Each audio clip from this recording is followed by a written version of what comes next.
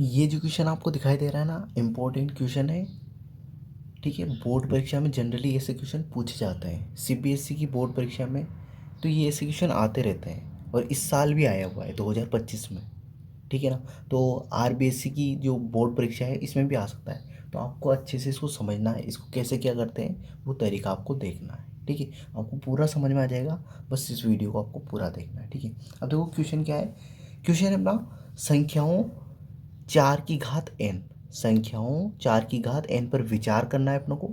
जहाँ ये n जो है ना, n क्या है, n एक प्राकृत संख्या है। अब प्राकृत संख्या क्या होती है वो बता देता हूँ सबसे पहले। तो देखो, प्राकृत संख्या, प्राकृत संख्या, अब इसको इंग्लिश में जो बोलते हैं ना वो नेचुरल नंबर बोलते हैं। क्या बोलते हैं इसको?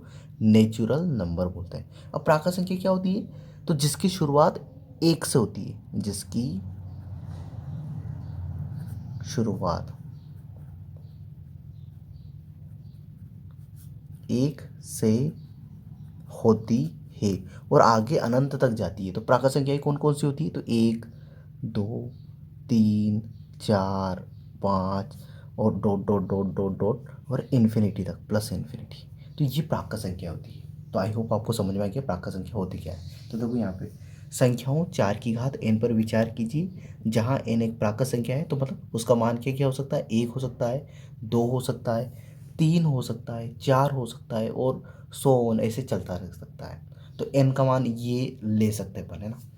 जांच कीजिए कि क्या n का कोई ऐसा मान है, n का कोई ऐसा मान है जिसके लिए 4 की घात n अंक शून्य पर समाप्त हो जाए। मतलब अपन को ऐसा बताना है कि यहाँ पे जो 4 है और ये जो n है, n का कोई ऐसा मान रखना है अपनों को। यहाँ पे n का ऐसा कोई मान रखना है जिसके लिए 4 की घात n इस पूरे का मान अपना क्या बन जाए? शून्य बन जाए। मतलब शून्य मतलब इकाई का अंक 0 आ जाए अपना। जो इकाई का अंक होता है ना पीछे पीछे, जैसे आपने देखा होगा ये 5 और इसके पीछे लगा दिया मैंने 0, तो इकाई का अंक होता है, तो ये 0 आ जाए। तो n का कोई ऐसा मान है क्या? n का कोई ऐसा मान है जिसमें 4 की घात n का मान इकाई अंक 0 आ जाए। तो देखो करके देखते हैं। तो देखो, मैंने यहाँ 4 की घात n की जगह रखा 1। तो 4 की घात 1 का मतलब क्या होता है? 4 ही होता है। तो 4, तो इसका इकाई अंक तो 4 आ गया। अब मैंने रखा n की जगह 2, ये n है, n की जगह रखा 2।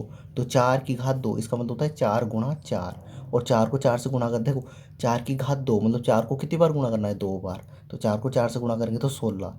तो इकाई अंक तो 6 आ रहा, तो यहाँ पे भी 0 नहीं आ रहा, शून्य आना चाहिए अपना। तो n का 2 मान भी सही नहीं है। फिर n की जगह मैंने रखा 3।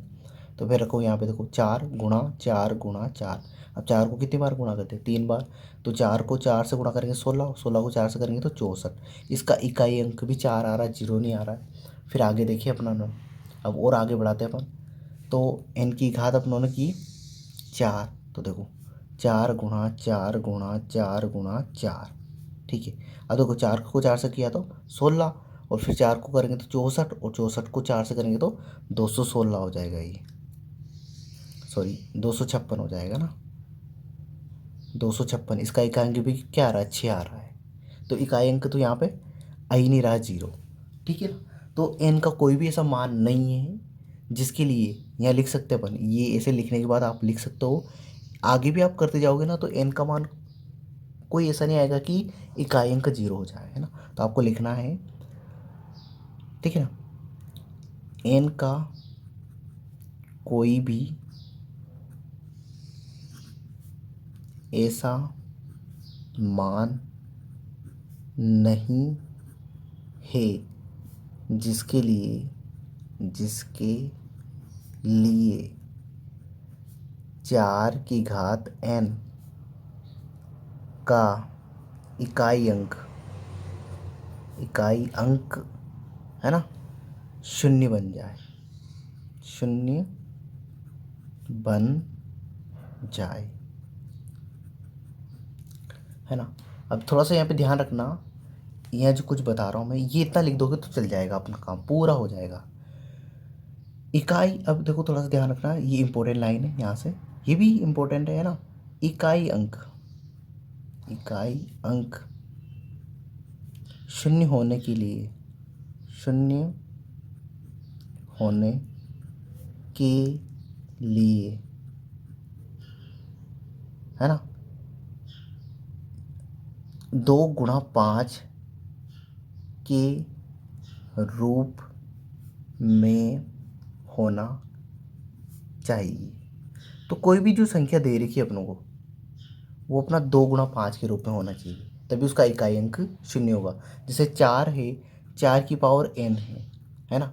तो ये जो 4 है ना, यहाँ ऐसे कुछ भी देगा तो ये 2 × 5 के रूप में होना चाहिए, पर ये 2 × 5 के रूप में है ही नहीं, तो इसका अंक 0 नहीं हो सकता। जैसे यहाँ पे ऐसे होता, जैसे मैंने लिखा 50, अब 50 की घात n लिख दिया मैंने, तो 50 को अपन क्या लिख सकते हैं, 50 को अपन 5 × 2 × 2 लिख सकते हैं, है ना। तो 4 4 5 20, और देखो और लिख सकते हैं 5 × 5, है ना, 5। इसको ऐसे लिख सकते हैं अपन, देखो 5 × 5 × 2 ये लिख सकते हैं। देखो 5 को 5 से करेंगे 25, 25 को 2 से करेंगे तो 50, और इसकी घात n।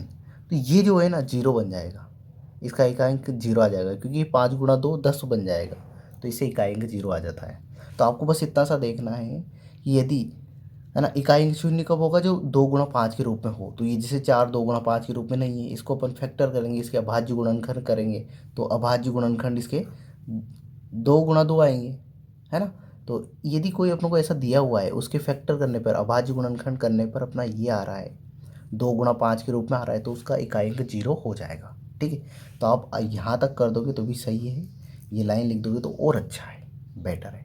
तो आई होप ये जो क्वेश्चन है आपको पूरा क्लियरली समझ में आ गया होगा, है ना। अब 2 × 5 के रूप में क्यों करते हैं, क्योंकि 2 को 5 से गुणा करेंगे तो 10 बन जाता है ना, इस वजह से 2 × 5 के रूप में क्यों होना चाहिए, क्योंकि 2 को 5 से करेंगे 10, और 10 की घात तो अपन कुछ भी कर सकते हैं। देखो 10 की पावर 1 रखा अपनों ने, तो 10 की पावर 1 में ये आ गया 10 ही होता है, तो ये 0 इकाई अंक 0 आ गया अपना, है ना। 10 की पावर 2 किया तो इसका मतलब क्या होता है 10 × 10, तो यहाँ आ जाएगा 100, और इकाई अंक वापस 0 आ गया।